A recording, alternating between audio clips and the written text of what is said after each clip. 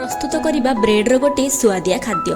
तो fast bread butter आउ क्षीर ना अमूल हेले भी चलो कहीं अमूल रे क्षीर तो हो पार ना गरम पानी देकी। तो फास्ट ब्रेड आउ बटर को मुझे भाजी नेली ताकू मु अलग रखी।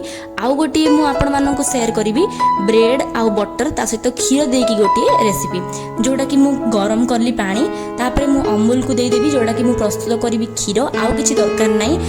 बटर नहीं मु दुईटा ब्रेड भाजी नेबी केमिति लागुची बोली टेस्ट करने मुझे आज फास्ट टाइम करी आते टेस्टी लगिला तापर मुझे आपण मानक वीडियो द्वारा शेयर कली।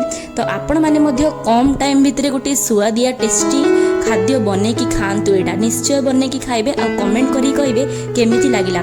तापर जो क्षीरटा गरम क्षीरटा ब्रेड भाजी हैला परे बटर सहित ताकू दे देला परे प्रस्तुत हो गला ब्रेड बटर क्षीर गोटे कौन एटा रेसिपी नाटा देबी आपण माने कमेंट करी कहिबे। तो लाइक शेयर सब्सक्राइब करंतु। Thank you. जय जगन्नाथ।